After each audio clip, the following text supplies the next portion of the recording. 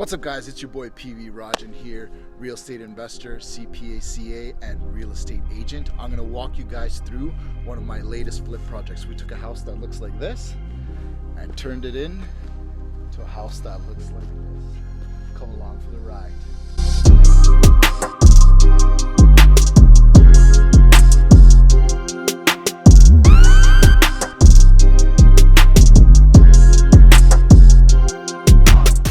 Alright guys, so let's get into the nitty gritty of this deal. Step number one, how did we even find the deal and buy this property? And when it comes to flipping, the number one thing that you should keep in mind is you make your money on the buy. So what I mean by this is when you're buying the property, make sure you're buying into equity and you have a good amount of spread so that even after you spend some money on renovations, that end value that you can flip the property for is gonna be juicy enough so that you make a good profit or that it meets your profit metrics. We found this property through a wholesaler in our network. So let me define what a wholesaler is for you guys. A wholesaler is someone who goes out and finds properties at under market value, locks up the property, signs a contract to purchase the property, and then what they're able to do is take that contract and sell it to another end user for a profit. So for example, a wholesaler can go and find a good property and get it under contract to purchase it at $200,000. This property really as is worth $250,000. So what they'll then do is take that contract to purchase the property at $250,000 and flip it to someone like me for $220,000 and make a $20,000 fee. I will then buy it at $220,000 and then sell that property for $250,000, which is what its market value is. So when it comes to wholesalers, you gotta be careful and make sure you're working with a reputable wholesaler who isn't super aggressive on their numbers. You'll find in the wholesaling industry, there's some wholesalers out there who will find a property, get it under contract, and then pitch it as the ARV is gonna be some significantly high, unrealistic amount versus what the true ARV is. Now, to define ARV means after repair value. So once you actually repair the property and put the work into it that it needs, what is it going to be valued at after these repairs are done?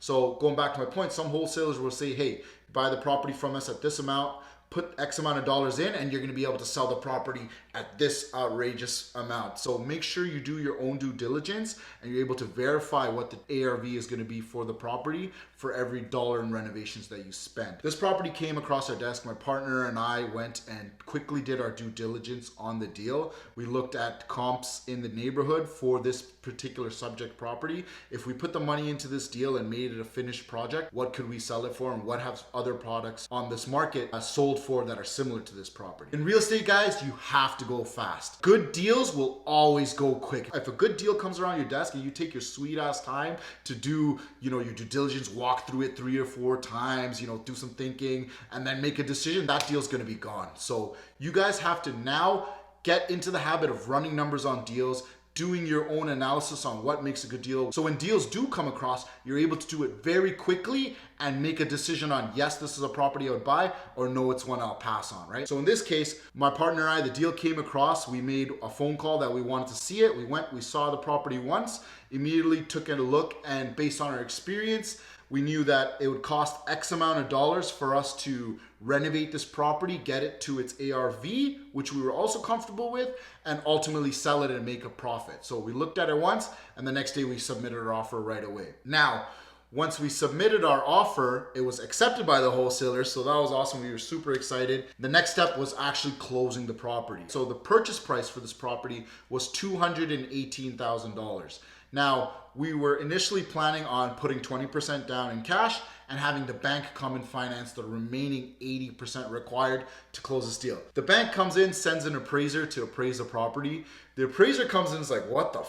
This is one of the worst houses I've seen in a very long time. It's very disgusting, it's very dirty. This is not livable condition. So they didn't even assign an appraised value to the property. They just said, this is not livable. Nobody can live in here. we're not going to fund this deal. At this point, we then used the magical powers of unsecured private lending and utilized a private lender in our network who lent us the money required to close this property at 14% interest annually. So we took $218,000 plus closing costs to purchase this property in full cash. And then once we did that, now time is ticking, right? We have interest payments that we have to make on a monthly basis, and we're burning interest on this money at 14% annually. We had to move quickly. Our initial plan right away was to spend the money to make this property livable so that we could refinance out and pay off as much of the private money as possible. So we went ahead and spent $10,000 and got the flooring done, got some new drywall put up, patched some holes in the ceilings, cleaned the place out, had junk removal done. And by spending that $10,000, we were able to get the bank to come in, reappraise the property at $285,000, burr out all of the money. So it was a full burr, right? We were able to refinance all of the initial capital that was put down to buy this property in cash, pay out our private lender in full, and now we own the property free and clear with zero money locked into the deal. And now we have monthly mortgage payments that we have to make and we have to service. So this was great. This was a strategic move on our part because, spoiler alert, all of those renovations that we did, the $10,000, the floors, the drywall, everything got smashed down and ripped and removed out. But that $10,000 was still worth it in the grand scheme of things because we were able to burr out all that money out, pay off our private lender, and own the property free and clear with zero money in. So now we've fully burred this property. We have zero money left in the deal.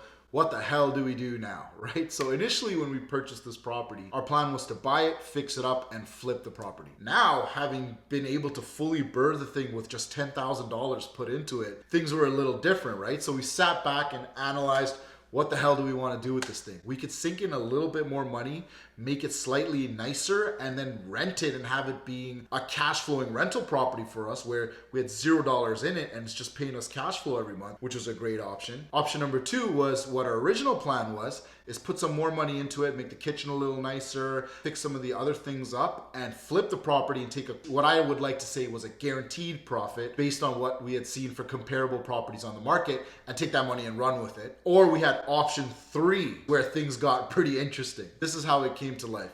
We looked at comparable properties on the market. This property specifically was a 2-bedroom property with 1 bathroom, and it was a single-story bungalow house, right? We saw properties that were the identical to this property, but also had a second story, which then either had a 1 or 2 additional bedrooms and another bathroom, but the main floor was very similar, 700 square feet, except it had another second story, which was more square footage. Those properties were selling for about $500,000 to maybe the $550,000 mark. Whereas this one, if we had put a little bit more money into it, we could probably flip for about $350,000 and make a decent quick profit. Taking the guaranteed money is something that is usually the best way to go. But for us, my partner and I were experienced real estate investors. We've done a lot of different types of projects, right? So we've done a renovation gut projects where we flipped the properties, gutted everything down to the studs, did everything brand new, wiring, kitchen, HVAC, all of that, flipped those. We have a bunch of rental properties. We own apartment buildings. But the one thing that's missing from our arsenal at this point is we haven't done a custom build or built a house from scratch or a secondary story addition. So we decided to go with option three. Let's build this damn secondary story addition. The difficult thing with this project was we already had an existing house and we weren't planning on smashing the entire thing and starting fresh. We were just gonna rip down what we didn't need and build with what we had.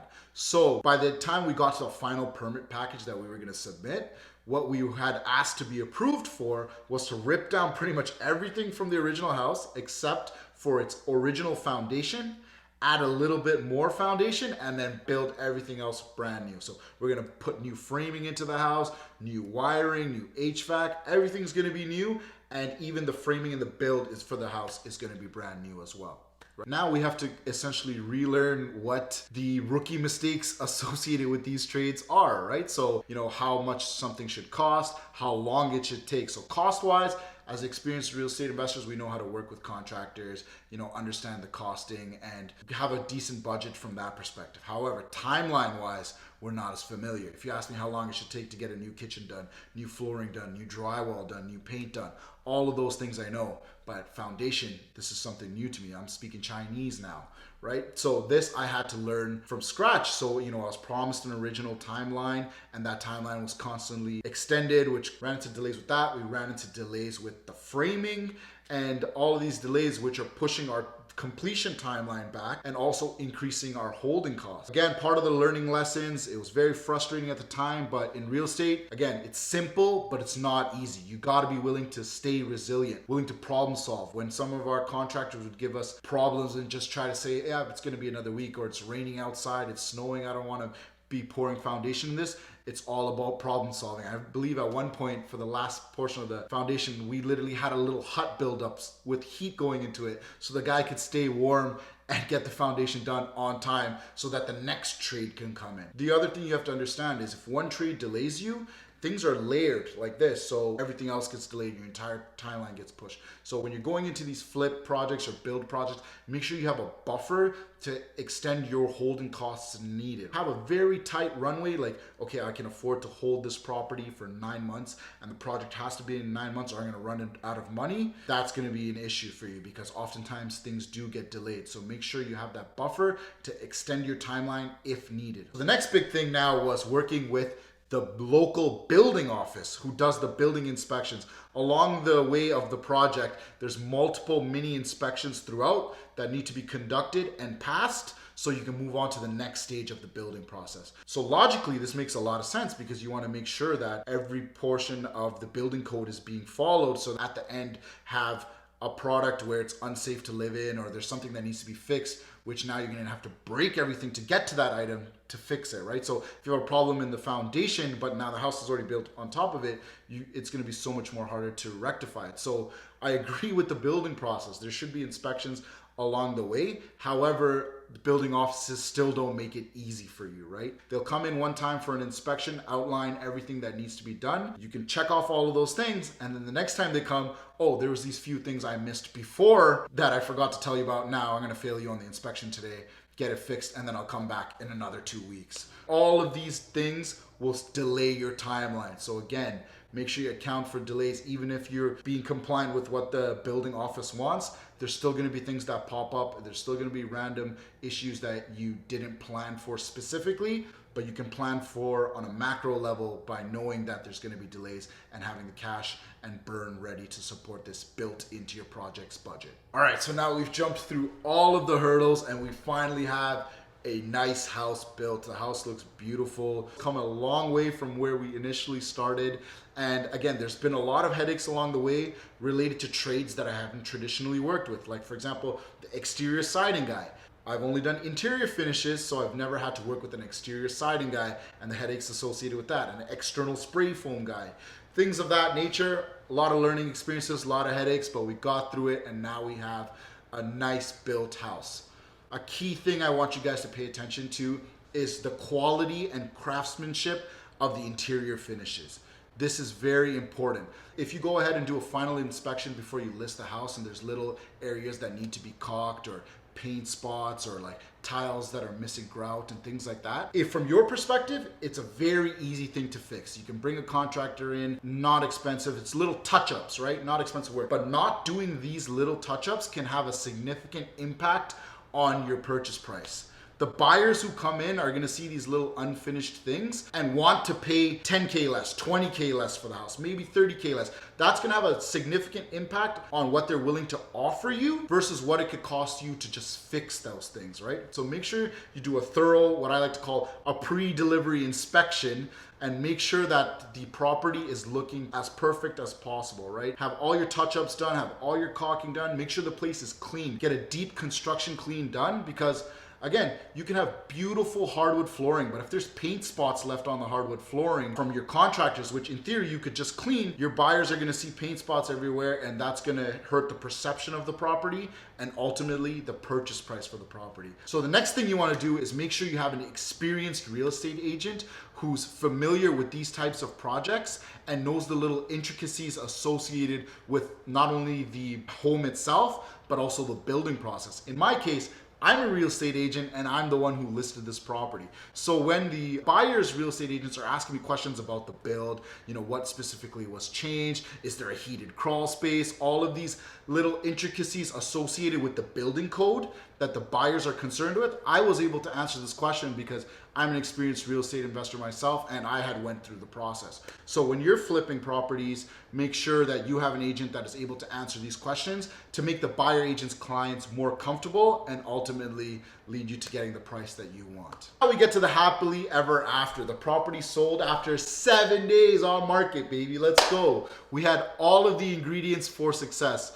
We had a beautiful home, the market was hot, and we had me as the real estate agent who knew what he was doing. So, property sold, super happy to be done with it. Now come and check out what the final product looks like right now.